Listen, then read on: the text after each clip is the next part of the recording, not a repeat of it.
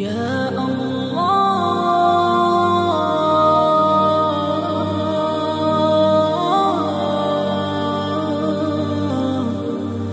يا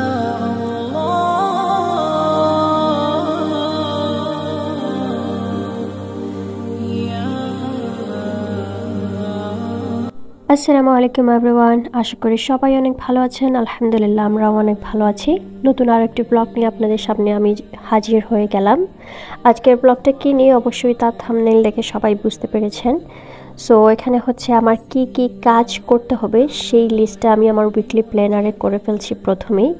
জানি না কেন আমার মাইন্ডে এই একটা জিনিস যে যদি সব কিছু আমি লিখে রেখে দিই অথবা যদি আমার চোখের সামনে থাকে এই বোর্ডে, তাহলে নক অফ করাটা অনেক ইজি হয়ে যায় এবং তারপর আমি লিস্ট ধরে ধরে কাজগুলো শেষ করতে পারি, অথবা দেখা যায় সব কিছু এলোমেলো হয়ে যায়। তো এখানে একদম সিম্পল ইজি ওয়েতে মিষ্টি দই কীভাবে বানানো যায় সবাই আশা করি সবাই জানেন, ম্যাক্সিমামই জানার কথা, কারণ এগুলা সবসময় আপনার সোশ্যাল মিডিয়াতে সব ধরনের প্ল্যাটফর্মেই থাকে। আমি কোনো ধরনের বিপরীত কোনো কিছু করতেছি না, আমিও রেসিপি দেখে এইভাবেই করছি। সো এটা হচ্ছে সবচেয়ে ইজি ওয়েতে মিষ্টি দই বসানো। তো মিষ্টি দই বসানোর জন্য এখানে আমি এভাপোরেটেড মিল্ক নিয়েছি, কার্নেশন কনডেন্স মিল্ক, ডাবল ক্রিমটা পুরো দেবো নয়, জাস্ট একটু দেব। আর এখানে হচ্ছে 500 গ্রামের আপনার গ্রিক ইয়োগার্ট নিয়েছি। তো এই তো সবগুলো একসাথে আমি এখন এই ডিশে মিক্স করে দেব। Yes. Yummy, yummy. So প্রথমে আমি দই দিয়ে দিচ্ছি।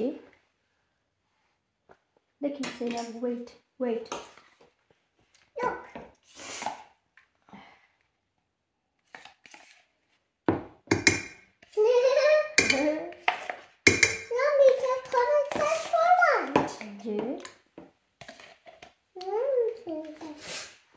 Wait, not now. মা যখন কইমো তখন, ওকে?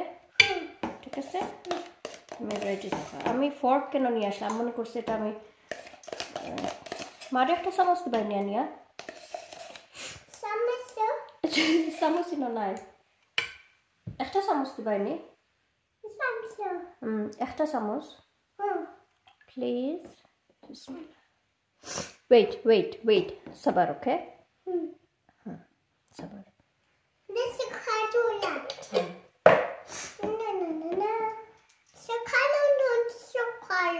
যে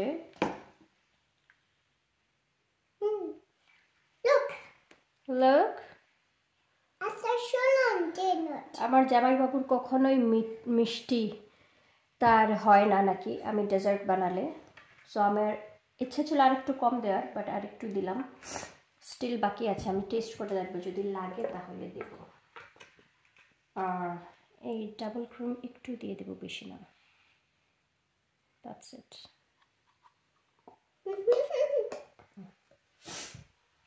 Okay. একটা দিলার পানি, ওকে? একটা দি পারতাই না তুমি। Don't touch. একটা দিলার না, ফালাই না, this one. একটা দিলার, আস্তে ওকে? আস্তে স্লোলি। No, this. আচ্ছা একটা নাও। আচ্ছা ওকে, dirham, wait. Dirham.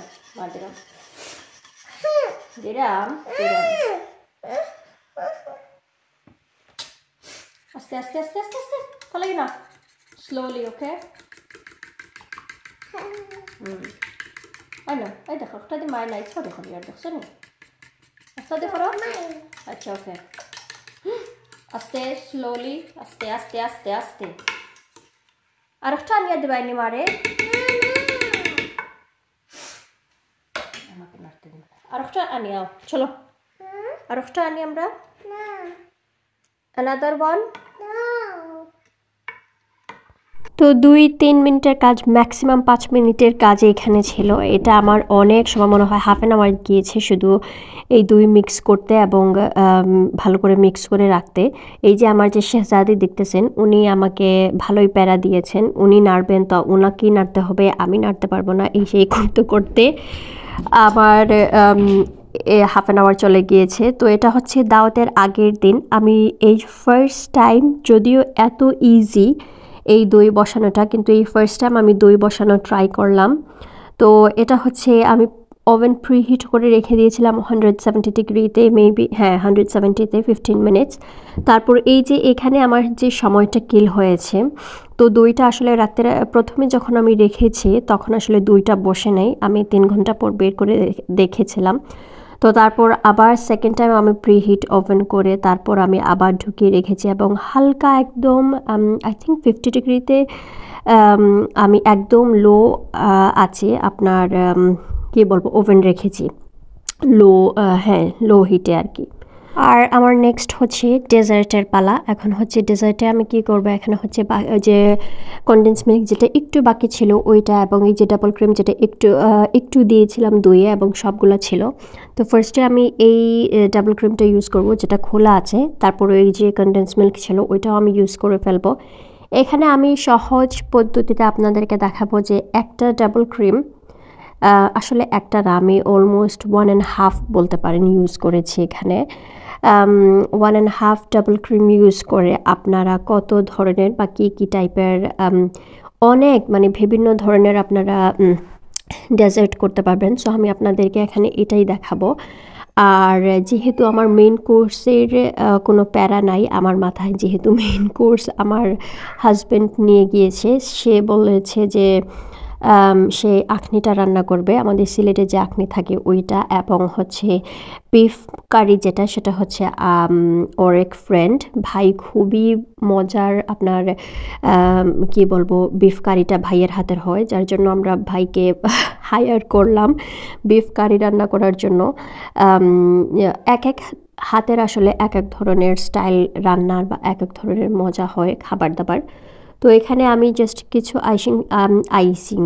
Icing sugar দিয়ে আর কোনো কিছু আমি অ্যাড করি নাই, ভ্যানিলা এসেন্স বা অন্য কোনো কিছুই, জাস্ট কনডেন্স মিল্ক যেটা ছিল ওইটা একটু ইউজ করে এটাকে ভালো করে বিট করে নেব।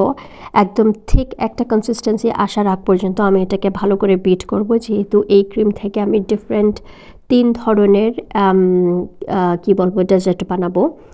তো এর জন্য এটাই আমার জন্য এনাফ। তো যা বলতেছিলাম যে মেন কোর্সটা তারা নিয়ে গিয়েছে, সো মেন কোর্সের জন্য আমার অন্য কোনো ধরনের প্যারা নাই, আমি ডেজার্ট সেকশনটা নিয়েছি। সো এটা পুরোই আমার দায়িত্বে যা করতে হবে। সো আমার মাথায় প্ল্যান আছে কিছু ডিফারেন্ট প্ল্যান কি করব। তো এখানে হচ্ছে আমি 3 টাইপসের ডেজার্ট বানাবো, আর হচ্ছে আপনার ফ্রুট চাটনি করব। ফার্স্ট আমি ভেবেছিলাম যে সবগুলো ফ্রুট একসাথে করে একটা ফ্রুট চাট করে ফেলবো, পরে ভাবলাম যে না, ডিফারেন্ট করব। তো আমি পাইনাপেল চাটনি করেছিলাম এবং অরেঞ্জ এবং ডালিম দিয়ে একটা চাটনি করেছিলাম। তো সব কিছুই আপনাদেরকে দেখাবো কিভাবে কি করেছি না করেছি। এটা ছিল আগের দিন ডেজার্টের সেকশন। আর রাতে হচ্ছে আমাদের রাতে রান্নাবান্না হবে। মিট কারিটা আসলে রাতে রান্না হয়ে যাবে, যেহেতু সকালে অনেক কম টাইম থাকে। আর যে ভাইকে দিয়ে রান্না করব তারা আসলে নাইট শিফট করে, সো সকালে তাদেরকে পাওয়া যাবে না নেক্সট ডেতে, যেহেতু নেক্সট ডে আমাদের দাওয়াত ছিল। আমাদের ঘরে মেহমান আসার মানে আমরা ইনভাইট করেছি থার্সডে নাইটে, আর হচ্ছে এটা ছিল ওয়েডনেসডে। তো ওয়েডনেসডে সকালে আমি আমার সব কাজ গুছিয়ে নিচ্ছিলাম, আর রাতে হচ্ছে তারা এসে করবে। তো এখানে দেখেন ফ্রুট ককটেল যেগুলো ক্যানে পাওয়া যায়, ওই ফ্রুট একটা ক্যান আমি নিয়েছিলাম ফ্রুট ককটেলের। এখানে 3টা না, আসলে 2টা ডিফারেন্ট ক্রিম বানিয়েছি। একটা হচ্ছে আমি ওরিও চিজ কেক বানাবো, আর একটা অলরেডি আপনারা দেখতেই পাচ্ছেন রেড কালারের জেলি আমি রাতে বসিয়ে রেখে দিয়েছিলাম, যেহেতু জেলিটা বসতে একটু টাইম লাগে। তো ভাবলাম যে যেহেতু যদি এটা বসিয়ে রেখে দিই তাহলে সব ডেজার্ট আমি একসাথে করে ফ্রিজে রেখে দেবো। তো এখানে আমি ফ্রুট ককটেল যেটা ওইটা হচ্ছে ওইটার উপরে জাস্ট ক্রিম দিয়ে দিব। এইটার হচ্ছে একটা ডেজার্ট করছি, চিজ কেক একটা করছি, আর হচ্ছে জেলির উপরে আমি জাস্ট হালকা ক্রিম এবং টপিং কী করি না করি সব কিছু আপনাদেরকে পরে দেখাবো। আমরা আনুমানিক একটা আয়োজন করেছি, 30 থেকে 40 জন মানুষের আয়োজন করব আমি। তো আমরা তো এখানে হচ্ছে আমরা এস্টিমেট একটা ক্যালকুলেশন করেছিলাম 40 ধরে আই মিন 40 জন মানুষ ধরে করেছিলাম। তারপর আবার দেখলাম যে অনেকে আসবে না, এইরকম করতে করতে পরে আবার লাইক 30 থেকে 35 জন এভাবেই আমরা ধরেছি এবং ওই অনুযায়ী আসলে আমরা সব কিছু অর্গানাইজ করেছি। তো যার কারণে আমি এখানে আই থিঙ্ক আমার মনে হয় 30টার মতো, 2টা কম হয়তো বা সামথিং এভাবে 30টা অলমোস্ট লাইক ডেজার্ট কাপ করেছি আমি এখানে। ডিফারেন্ট সব মানে জন প্রতি তো আর একটা করে করা যাবে না, সব কিছু মানে সেম। তো এই জন্য আমি ডিফারেন্ট ডেজার্ট করলাম যে সবাই যাতে ডিফারেন্ট টেস্ট করতে পারে, এবং যেহেতু সাথে অন্য কিছু থাকবে, যেমন মিষ্টি দই ছিল, তারপর ফ্রুট চাটনিও থাকবে। সো সব কিছু মিলিয়েই লাইক আমি একটা ডেজার্ট সেকশন করার প্ল্যান। তো এইখানে হচ্ছে আমি আমার সব ডেজার্টগুলা জাস্ট ক্রিম টপিং দিয়ে এটা এখন আমি সুন্দর করে একটা ফয়েলের ট্রেতে নিয়ে, আমি কোনো ধরনের উপরের টপিংগুলো এখন ইউজ করব না। এগুলো হচ্ছে আমি নেক্সট ডেতে যেদিন মেহমান আসবে ওই দিনে হচ্ছে আমি পরিবেশন করার আগে হচ্ছে আপনার সব টপিংগুলো উপরে দিয়ে দিব, যে কোন ডেজার্টের উপরে কী যাবে ওইটা আর কি। কারণ এখন দিলে হবে কি যে আমি ফ্রিজে রাখতে পারবো না, ফ্রিজে এমনিতেই জায়গা নেই। সো যার কারণে আমি এই যে ফয়েলের ট্রেগুলো ইউজ করেছি, এগুলো খুব সুন্দর লিড আছে এগুলোর সাথে। সো আমি লিড দিয়ে ভালো করে ঢেকে দেন আমি এটাকে ফ্রিজে রেখে দেবো। সো আজকে ব্লগের প্রিপারেশনটা হচ্ছে এতটুকুই। নেক্সট অবশ্যই সেকেন্ড পার্টের জন্য সবাইকে আমন্ত্রণ রইল দেখার জন্য। সো নেক্সট ব্লগ নিয়ে অবশ্যই খুবই তাড়াতাড়ি আসবো। টিল নেক্সট টাইম, আল্লাহ হাফেজ। সবাই অনেক বেশি আমাদেরকে দোয়া করবেন, আর হচ্ছে মা আসসালামা।